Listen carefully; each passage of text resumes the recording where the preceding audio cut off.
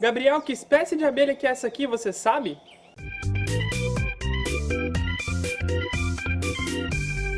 E aí, abelhudos maratonistas, tudo bom com vocês? Quem diria, hein, pessoal? Já é o 6º quilômetro nessa corrida de conhecimento para se tornar um meliponicultor consciente e ter o seu próprio mel, preservando as abelhas nativas. Para quem não viu as aulas passadas, corre, que ainda dá tempo, e assiste, que ainda dá tempo, porque elas são essenciais para você entender tudo que eu vou falar aqui nessa aula e tudo que a gente vai falar nas próximas aulas da maratona. Sem elas, não tem como você ser um meliponicultor consciente. E hoje eu quero falar sobre a maior dúvida que as pessoas me mandam. Sem brincadeira, com a maratona, o WhatsApp do Abelhando tá lotado da mesma pergunta.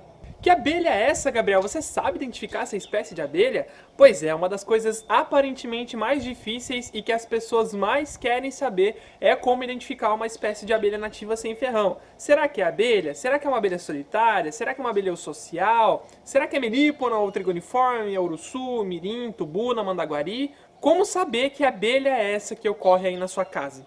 Bom, identificar insetos no geral pode parecer um bicho de 7 cabeças, coisa de entomólogo ou taxonomista, mas não é bem assim. Com o conhecimento correto, qualquer um pode identificar aspectos importantes sobre as abelhas e qualquer outros insetos, mas no caso as abelhas que a gente vai dar enfoque aqui, simplesmente olhando para elas, tá bom? Dentro do meu programa fechado, tem um módulo sobre anatomia das abelhas, onde eu mostro pesquisas, imagens e a chave dicotômica das principais famílias de abelhas para que meus alunos possam responder com confiança, sempre que alguém perguntar para eles que abelha é essa. E hoje eu vou te ensinar a ver as principais características que você já pode diferenciar nas abelhas e com isso você já vai ter muito mais clareza sobre as espécies e os gêneros das abelhas nativas do nosso país.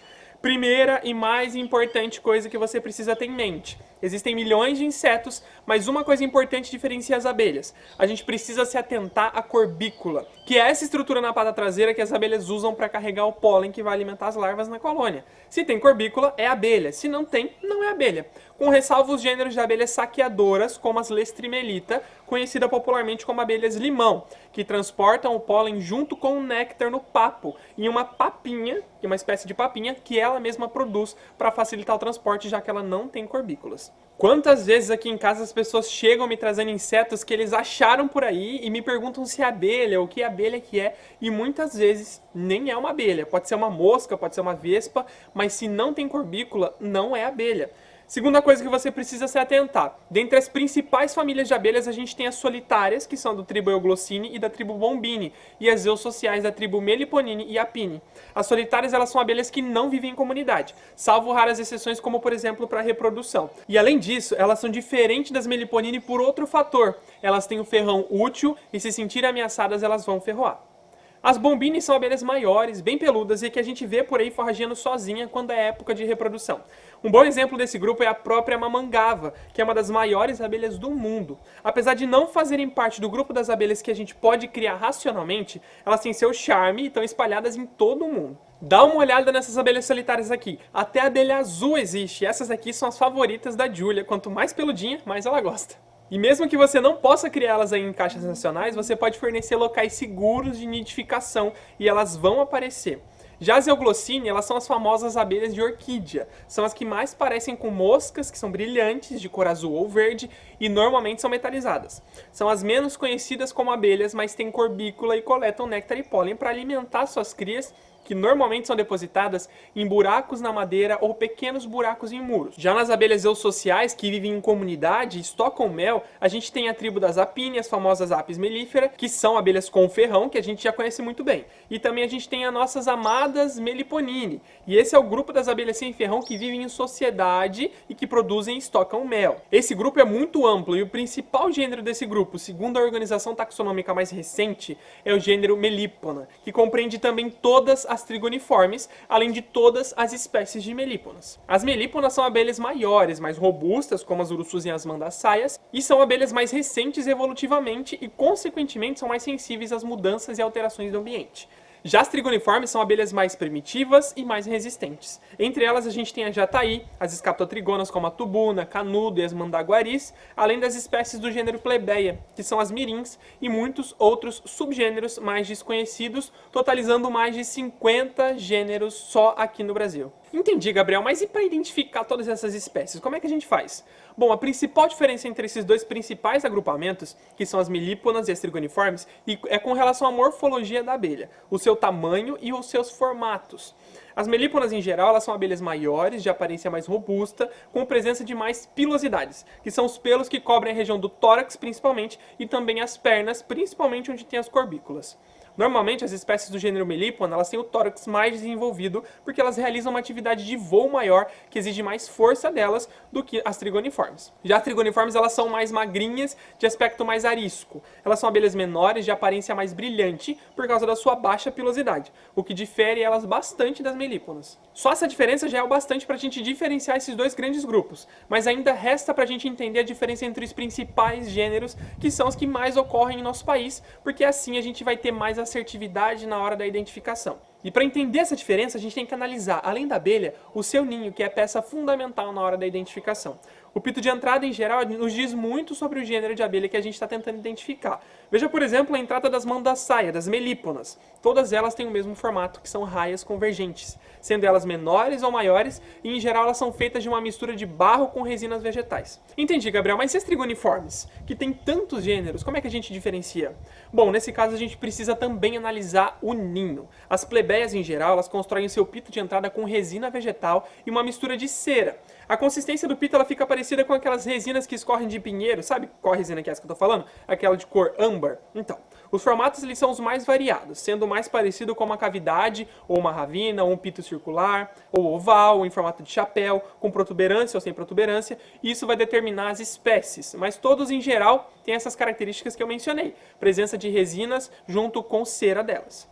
Agora, outro gênero muito conhecido são as escaptotrigonas. E para esse gênero fica bem simples. Quase todas as espécies desse gênero têm o pito de entrada em formato de cone ou trombeta, variando a coloração e o tamanho de espécie para espécie. A gente vai ver aqui alguns exemplos. Essa aqui, por exemplo, é a entrada da tubuna. Essa daqui é a entrada da mandaguari amarela e essa daqui é a entrada da canudo. E por aí vai, são muitas espécies.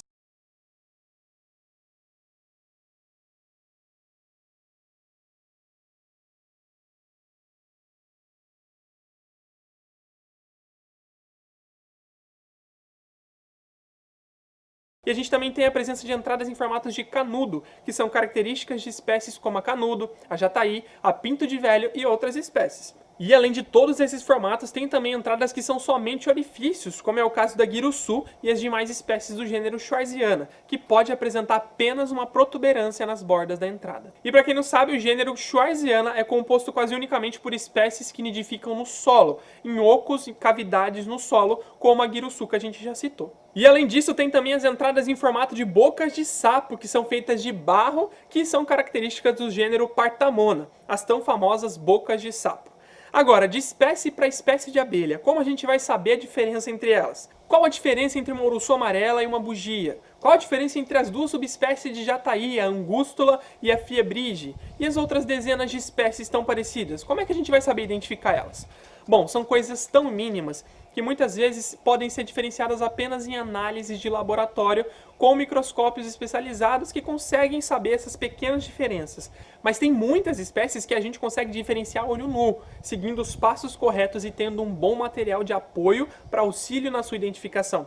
E para isso você precisa de um estudo mais aprofundado, como o que os alunos do Abelhando Mundo Afora têm nas aulas de anatomia do programa. Bom, tem mais uma dica que você pode ver nas abelhas e seus ninhos que já elimina muitas possibilidades e te aproxima da identificação correta da espécie: a cor delas. As abelhas pretas, as abelhas amarelas com pelos escuros, as abelhas escuras com pelos claros, as abelhas marrons, abelhas acinzentadas, listras no abdômen, a cor dos olhos, abelhas com pernas marrons, pernas pretas e por aí vai. São infinidades de características morfológicas que podem diferenciar espécie de espécie. E cada característica dessa te deixa mais próximo de entender qual é a abelha que você quer identificar. Isso é justamente aquela tal chave dicotômica que eu falei. É um gráfico simples de eliminação de espécie que te leva em direção da correta identificação. É como uma pirâmide. A gente sabe que todas têm a mesma origem e a partir daí a gente vai eliminando opções para chegar o mais próximo daquilo que você está tentando identificar. Pode parecer muito complexo, mas é como aprender um idioma novo. Para quem não tem um método, é realmente um bicho de 7 cabeças. É cheio de dentes, mas se você tem um mapa, um caminho correto para seguir, com boa prática e com um pouco de estudo, você consegue, eu tenho certeza disso. Logo você vai estar andando pela rua identificando as abelhas assim pelo seu nome científico sem nem fazer nenhum esforço, é como eu faço. E se você aprender a diferença entre um pardal e um canário, você pode aprender a diferenciar as abelhas nativas. É mais simples do que você imagina e eu vou te mostrar como no fim dessa maratona. Mas por hoje, você já pode entender melhor as variedades de abelhas nativas e vários aspectos para usar na sua identificação. Só com isso você já pode identificar muitas abelhas por aí, mas com certeza não é nem 10% de tudo que você pode saber sobre a anatomia delas e como identificar uma espécie, como eu mostro para os meus alunos dentro do programa Abelhando, tá bom? Agora eu quero propor uma atividade para você, para ver se você realmente entendeu essa diferenciação. Comenta aqui embaixo com a hashtag o tipo de abelha que você tem na sua casa. São hashtag melíponas, como as mandaçaias, as bugias que tem o pito em forma de raias? Ou são hashtag plebeias, como as variedades de mirim que tem o pito feito de resina? Ou são hashtags captotrigonas, como as tubunas e as mandaguaris que tem o pito em forma de canudo ou corneta? Ou são espécies hashtag schwarziana, que esse aí é bem difícil, como a guiruçu, que tem só um buraquinho na entrada? Ou é a partamona, hashtag partamona, como a boca de sapo, que tem o pito em forma de boca? E eu quero ver vocês todos comentando aqui embaixo pra gente compartilhar nossas colônias, tá bom? Na próxima aula do quilômetro 7, a gente vai falar de uma coisa que muita gente tem dúvida e que cada tipo de meliponicultor tem uma opinião diferente: as caixas racionais. Qual é o melhor tipo de caixa para criar abelhas no meliponário? Bom, são diversos modelos, mas eu vou esclarecer mais para você qual o melhor deles dependendo do tipo de meliponicultor que você é. Se você é robista, se você é empreendedor ou se você é conservacionista. Já já eu vou mandar o resumo dessa aula em PDF lá nos grupos do WhatsApp da Maratona e esse PDF tá demais, vai ajudar muito na identificação das espécies de abelhas que ocorrem no seu meliponário ou próximo da sua casa. E se você ainda não se cadastrou para participar e receber os conteúdos exclusivos todos os dias, é só clicar no link que está aqui embaixo que dá tempo de receber o PDF de hoje, tá bom? Um grande abraço do maior abelhudo de todos e até amanhã no quilômetro 7 da nossa maratona para você aprender mais sobre as caixas e o modelo de caixa ideal para o seu perfil de meliponicultor. Um grande abraço e fui!